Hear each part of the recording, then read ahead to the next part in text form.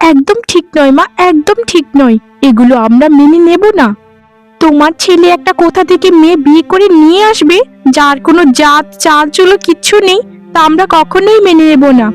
পাড়া প্রতিবেশীর কাছে মুখ দেখানো যাচ্ছে না তোমার ছেলের জন্য। এসব আমায় বলিস না, বুঝেছিস? আমায় বলিস না। আমার মাথাটা এমনিতেই খুব গরম হয়ে আছে। তোদেরকে আরেকটা কথা বলি, ছেলেটা সংসার করবে, তোরা তো করবি না। তাই ওর যে মেয়েকে পছন্দ সে মেয়েকে না হয় বিয়ে করে ফেলেছে। এতে তোদের এত সমস্যাটা কোথায় বলতো? তোরা তোদের চিন্তা কর, এই চিন্তা তোদের না করলেও হবে। আমার ছেলে মানে তোদের দাদা যদি সুখী হতে পারে তাহলে তোদের সমস্যাটা কোথায় বলতো একটু শুনি। তাই আমিও অত এইসব নিয়ে মাথা ঘামাই না, আমি এসব মাথা ঘামানো ছেড়ে দিয়েছি। তাই বলি মা, এরকম একটা রূপহীন মেয়েকে আমাদের মেনে নিতে হবে যে আমাদের কোনোদিন সাথে মানাই না? তুমি ভালো মতো কি দেখেছো?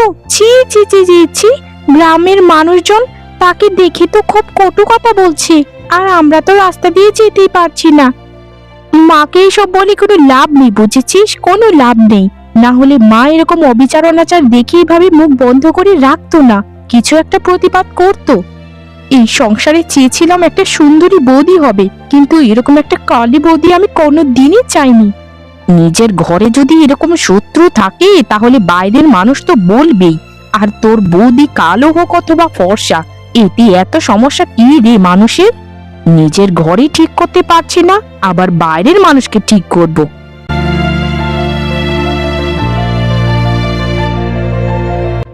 মা, সকালের নাস্তাতে কি রান্না করব যদি একটু দয়া করে বলে দিতেন তাহলে খুবই সুবিধা হতো, কারণ আমি তো জানি না কার খাবার কোনটা পছন্দ।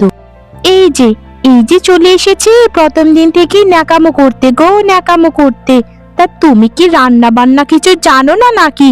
হরেক রকম পদের রান্না করলেই তো পারো। তা আবার উপচে পড়ে এসে মাকে বলতে হয় কেন? মার ভালোবাসা পাবার আশায় নাকি? ঠিক বলেছিস, একদম ঠিক বলেছিস। এরকম পাজি মহিলাদেরকে আমি খুব ভালো মতোই চিনি। নিজের রূপ নেই তো, তাই এরকম ব্যবহারের মাধ্যমে মানুষের মন জয় করার চেষ্টা করছে। না বোন, এরকম কোনো ব্যাপার নয়। আমি এরকমটা কেন করব? আর আমার সংসার আমি কেনই বা অভিনয় করব? আর ছোটবেলা থেকেই আমি গুরুজনদেরকে খুবই সম্মান এবং শ্রদ্ধা করি।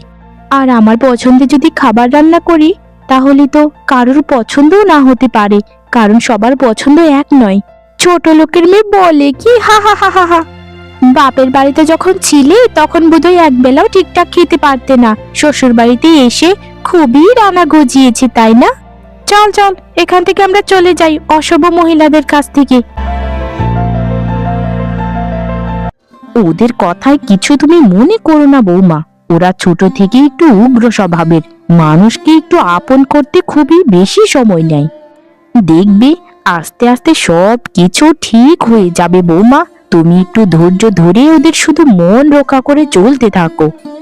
না না মা, আমি ওদের কথাই কিচ্ছুটি মনে করি না। ওরা তো আমার ছোট বোন, আর ছোট বোন তো বড় দিদিকে কত কিছুই না বলে ফেলে।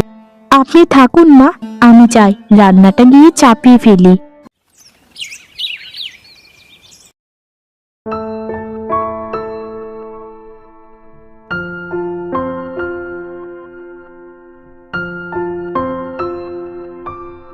কি রে, তুই অত শত কি চিন্তা করছিস এভাবে গালে হাত দিয়ে? আমায় একটু বল, কার আবার কি ক্ষতি করতে চাইছিস তুই? ক্ষতি না রে, ক্ষতি না, ভাবছি রে ভাবছি কি যে করব। তুই দাদাকে দেখেছিস ঠিক মতো? দাদা যে বউয়ের আঁচল ধরে থাকে সারাদিন, এটা তো দেখে আমার একদম সহ্য হচ্ছে না। কিভাবে যে ওই কালী মেয়েটাকে শাস্তি দেওয়া যায় সেটাই শুধু সারাদিন চিন্তা করে থাকি আমি। তোর কাছে কি কোনো বুদ্ধি আছে? তোর সাথে থেকে থেকে এমনিতেই অনেক বদমাইশ হয়ে যাচ্ছি আমি। আমার কাছে ওরকম কোনো বুদ্ধি নেই। তোর যদি কোনো বুদ্ধি থেকে থাকে তাহলে আমাদেরকে বল। বাদ দে না রে, বৌদির পেছনে ঘুরে ঘুরে তোর শুধু শুধু সময় নষ্ট করে লাভটা কি পাবি? ওকে ওর মতোই থাকতে দে না, আর আমরা আমাদের মতো থাকি। আমাদের যদি পরে ভালো করে বিয়ে না হয়। শোন, তুই যদি আমার সাথে থাকতে না চাস তাহলে দূরে গিয়ে মর, আমার সাথে আর কোনোদিন মিশতে আসবি না। তোর কথাগুলো কখন থেকে শুনছি, খুব একেবারে সত্যবাদী সাবিত্রী হয়ে গেছিস তাই না? আগে যে কালু কাকার মেয়েকে শাস্তিটা দিলাম সেটা তো তোরই বুদ্ধি ছিল। হাঁস চুরির অপবাদে মেয়েটাকে কত মার খাওয়ালি, সেটা কি ভুলে গেছিস সেদিনের কথা? পুরোনো কথা তুলে কি বোঝাতে চাচ্ছিস তুই? আমায় একটু বল তো। ওসব বাদ দে। তা বৌদির ব্যাপারে কি ভাবলি তুই? আমাকে একটু বল। কিছু টাকা লাগবে আমার। আমার কাছে আছে কিছু, আর তোর কাছে যা আছে সবকিছু আমায় দিবি। নিজেরা তো পারবো না সবকিছু, তাই মানুষকে দিয়ে বলাবো। তারপর দেখবি ওই কালি হতচ্ছাড়ি বউ লেজ গুটিয়ে বাড়ি থেকে পালাবে, আর কোনো দিন এই বাড়িতে ফিরে আসার সাহসটুকুও পাবে না। বাহ বাহ গিন্নি, তুমি যেমন দেখতে সুন্দরী তেমন তোমার হাতের খাবারটাও খুবই সুস্বাদু। তোমাকে বিয়ে করে আমি খুবই জিতে গেলাম গিন্নি, খুবই জিতে গেলাম। কি বললে আমায় আমি সুন্দরী? আসলে তোমার এই প্রশংসাগুলো শুনলে না আমার সত্যিই হাসি পায়। যেখানে পাড়া গায়ের সবাই আমাকে কালি কালি বলে খ্যাপায়, আর তুমি? আসলে কি জানো গিন্নি, তোমার ওই সৌন্দর্য দেখার মতো ক্ষমতা কারোর নেই, কিন্তু আমি তোমার সৌন্দর্য খুব ভালোভাবে উপলব্ধি করতে পারি। দেহের সৌন্দর্য তো ক্ষণস্থায়ী, কিন্তু মনের সৌন্দর্য চিরস্থায়ী। মনের সৌন্দর্যটাই তোমার আসল, যেটা তোমার মধ্যে বিদ্যমান। তোমায় অনেক ধন্যবাদ যে আমাকে তুমি এত প্রশংসা করেছো। তোমায় কিছু কথা বলার ছিল। আচ্ছা, আমাকে বিয়ে করার পর আমার দুই ননদ কি খুশি হয়নি? তাদের আচার আচরণগুলি দেখলে মনে হয় তারা খুবই কষ্ট পেয়েছে যে আমার মতো এরকম একটা রূপের মেয়েকে বিয়ে করে এনেছো তুমি। আমি বলেছিলাম কি, যদি তুমি আমায় না বিয়ে করি একটা সুন্দরী মেয়েকে বিয়ে করে আনতে, তাহলে বোধহয় সবকিছুই ঠিকঠাক থাকতো। গ্রামের মানুষজন নাকি তোমার পরিবারের মানুষদেরকে কথা শোনাতে শুরু করেছে। তা কথাটা কি আমার দুটো বোনকে শোনায় নাকি মা আর আমাকেও শোনায়? ওদের কথা নিয়ে কেন পড়ে আছো তুমি গিন্নি? কই, আমাকে তো এখন পর্যন্ত কেউ কিছু বললো না। আমার মনে হয় ওদেরই সমস্যা, বুঝেছো? ওদেরই সমস্যা। ওরা তো চায় না যে আমি তোমার সঙ্গে সংসার করি। ওদের কথা বাদ দাও তো গিন্নি, তুমি এক কাজ করো, তুমি আমার ব্যাগপত্রটা গুছিয়ে ফেলো, আমাকে শহরে যেতে হবে। এমনিতে চিন্তায় ঘুম হারাম হয়ে গেছে। কত যে কাজ খুঁজলাম, কোথাও কাজ খুঁজে পাচ্ছি না গো, কোথাও না। আচ্ছা আচ্ছা, তুমি ওসব নিয়ে চিন্তা করো না। তুমি ঠিকঠাক ভাবে কাজে যাও, আর আমি সবাইকে খুব ভালোভাবেই সামলে নেব। আমি ব্যাগপত্রটা গুছিয়ে রাখছি। তোমার যখন সময় হবে তুমি কাজে চলে যেও, কেমন? রিমা জুমা, রিমা জুমা, এদিকে আয় তো বোন, তোদের সাথে একটু কথা আছে আমার। কি হলো দাদা? আমাদের কি আবার কিসের দরকার তোমার? তাড়াতাড়ি বলো, আমরা একটু কাজ করছি। নতুন বউ আসার পর থেকে তো আমাদেরকে ডাকাডাকি ভুলে গেছো, তাই এখন কি দরকারটা পড়লো শুনি? আহা, সবসময় যে কেন খোঁচা দিয়ে কথা বলিস? আমার কি কাজে বাড়িতে পা ফেলানোর সময় আছে রে? শোন, আমি একটু শহরে যাব, তোর বৌদিকে তোরা দেখে শুনে রাখিস আর মিলেমিশে থাকিস, বুঝেছিস? তোর বৌদির আমাদের ছাড়ার কি আছে বলতো? এখন তো তোরা বুঝছিস না, কিন্তু তোদের যখন বিয়ে হয়ে যাবে তখন ঠিকই বুঝতে পারবি যে বাড়ি ছেড়ে আসার পর কি যে কষ্ট লাগে। দাদা, তুমি কি আমাদেরকে শিক্ষা দিতে এনেছো নাকি উপদেশ? কিছুই তো বুঝতে পারছি না। আর তোমার বউকে আমরা কি করব? মাথায় তুলে নাচবো নাকি? আর চিন্তা করার কোনো দরকার নেই যে বউ বিয়ে করে এনেছো, কুকুর বেড়ালেও তার দিকে তাকায় না। এরকম বউ বিয়ে করে এনেছো যে যার দিকে কেউই তাকাবে না। কোনো চিন্তা নেই এই বউকে নিয়ে। রাস্তাঘাটে পড়ে থাকলেও কেউ তোমার বউয়ের দিকে তাকাবেও না। তুমি নিশ্চিন্তে শহর থেকে ঘুরে আসতে পারো। আমাকে যা ইচ্ছে তোমরা তাই বলো, কিন্তু আমি সবকিছু বিধাতার হাতে ছেড়ে দিলাম। তিনি এর সঠিক বিচার করবেন। কার দোষ আর কার গুণ সবকিছুই তিনি দেখছেন। কি গো গ্রামের দুই কোটনি বৌদি, তা তোমাদের কি খবর? তোমাদেরকে তো খুঁজেই পাওয়া যাচ্ছে না। তা আগের মতো কি কূটনীতি রাজনীতি ছেড়ে দিয়েছো নাকি? কত সময় যে তোমাদেরকে কত দরকার হয়েছিল, কিন্তু ঠিক সময় তো খুঁজেই পাই না। শোনো, আমাদেরকে মুখে একটু সামলেই কথা বলো। আমরা আবার কখন কূটনীতি রাজনীতি করলাম? আমরা তো ভালো বউ। আর আমাদেরকে তোমার কি দরকার সেটা একটু বলো তো শুনি। আর চাঁদ নিজে এলো বামুনের ঘরে, সেটা খুবই আশ্চর্যের ব্যাপার। তাড়াতাড়ি বলে ফেলো, কি বলবে? আমার ঘরে অনেক কাজ আছে। তোমাদের এসব কথা শুনে আমার কোনো কাজ নেই। শোনো, আমাদের একটা কাজ করে দিতে হবে। যে কাজটার বিনিময়ে তোমাদেরকে দুজনকে 500 করে 1000 টাকা দেব। যদি কাজটা ঠিক মতো করতে পারো তাহলে তোমাদেরকে আরো কয়টা বকশিশও দেওয়া হবে। করতে চাও নাকি কাজ? কি কাজ সেটা তো আগে বলো। কাজের কথা না শুনলে কিভাবে বুঝবো যে কাজটা করতে পারবো কিনা? শোনো, আমার দাদার বউ আছে না, তাকে দিনে 2বার করে এরকম কথা শুনে আসবে যে যেন সে বাড়ি থেকে চলে যেতে বাধ্য হয়। তোমাদের মনে যা আসবে তাই বলবে, আর শুধু অপমান করবে, অপমান। গায়ের রং নিয়ে অপমান করবে, বংশ নিয়ে অপমান করবে। যদি ঠিকঠাক করতে পারো তো তোমাদেরকে আমি অনেক অনেকগুলো টাকা দেব।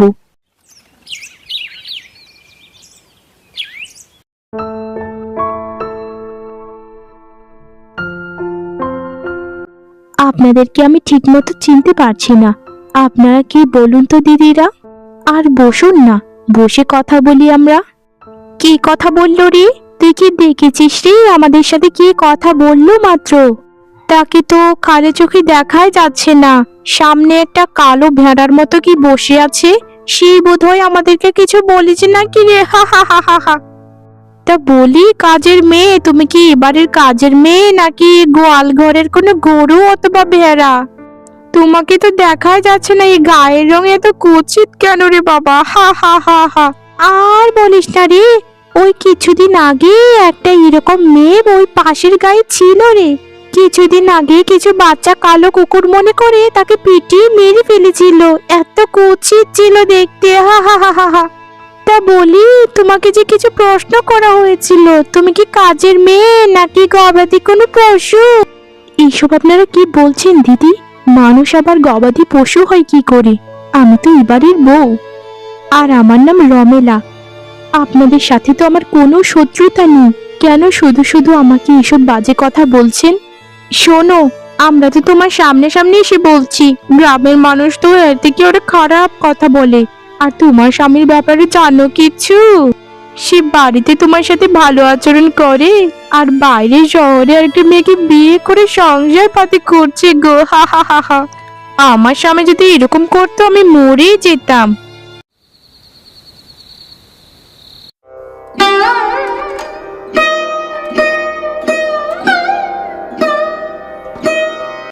আজ 5টা দিন ধরে আমি যে কত অত্যাচারের মধ্যে রয়েছি সেটা শুধু আমার বিধাতাই জানে।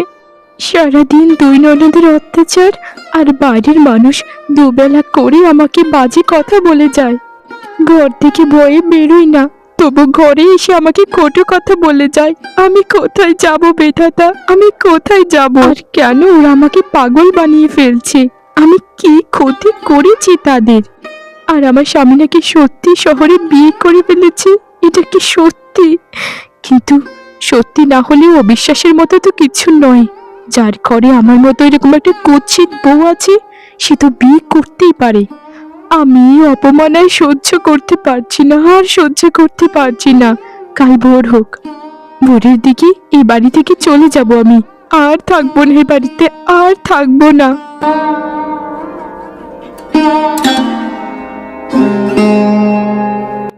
উফ, আর হাঁটতে পারছি না, আমার খুবই কষ্ট হচ্ছে। আমি তো জঙ্গলে চলে এসেছি দেখা যায়। হায় রে, এর থেকে ভালো তো এই জঙ্গলের কোনো পশু আমায় গিলে ফেলুক, আমি একটু শান্তিতে মরতে পারবো। ওই বাড়ির মানুষের কটু কথা শোনার থেকে এই পশু পাখিগুলোর খাবার হওয়া ঢের ভালো। আমি তো চাই আমি যেন কোনো বাঘের পেটে চলে যাই। আহারে, এই বট গাছটার নিচে এত আগাছা, দেখে খুবই মায়া লাগছে। আমি এক কাজ করি, এই আগাছাগুলো না হয় পরিষ্কার করে দিই।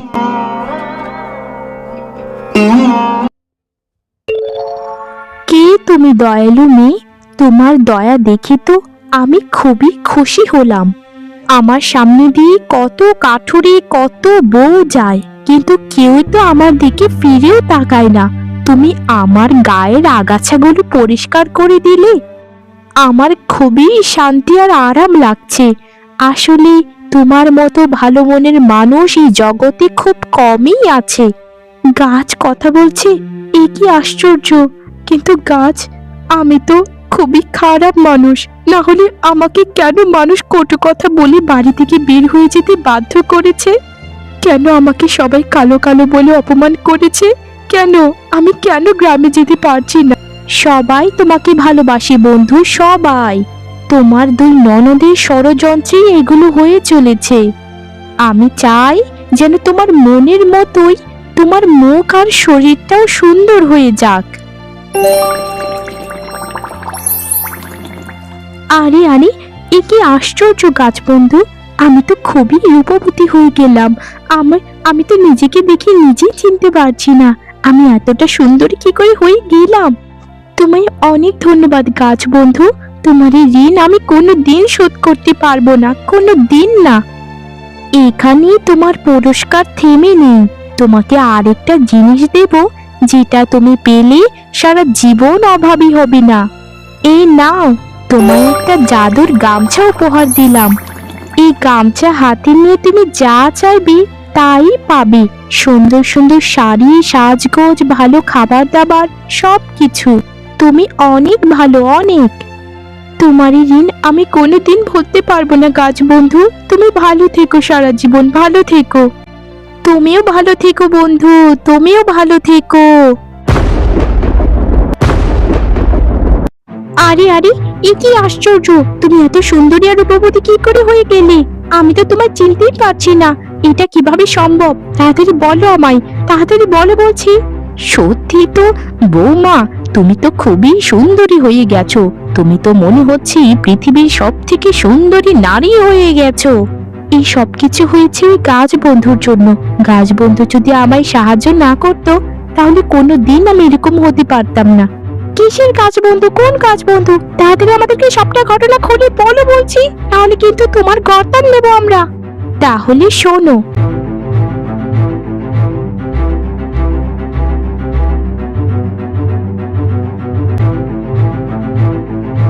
এই গাছে, তাড়াতাড়ি আমাদেরকে বৌদির থেকে 1000 গুণে সুন্দরী বানিয়ে দাও, নাহলে কিন্তু তোমাকে আমরা কেটে ফেলবো। আমরা সাথে করে কোড়াল, বটি সবকিছু নিয়ে এসেছি। এসব কি? এসব আমাদের সাথে কি করলে? আমরা তো কালো কালির মতো হয়ে গেলাম। আমরা তো পরে ছাই হয়ে গেলাম। আমাদের সাথে এরকমটা করো না, করো না এরকমটা। আমাদেরকে ছেড়ে দাও, ছেড়ে দাও। তোদের মনে লোভ, আর তোরা এত শয়তানের শয়তান যে তোদেরকে আমি শাস্তি দিয়েছি। তোরা এই কালো গায়ের রং নিয়ে সারা জীবন বেঁচে থাকবি। তোরা যেভাবে মানুষদেরকে জ্বালিয়েছিস, যেভাবে তোর বৌদিকে কষ্ট দিয়েছিস, সেভাবে তোরাও কষ্ট পাবি সারা জীবন, তোরাও কষ্ট পাবি। নিজেদের ভুলে নিজেরা শেষ হয়ে গেলাম রে, নিজেদের ভুলে নিজেরা শেষ হয়ে গেলাম। আমরা কি করবো এখন, কি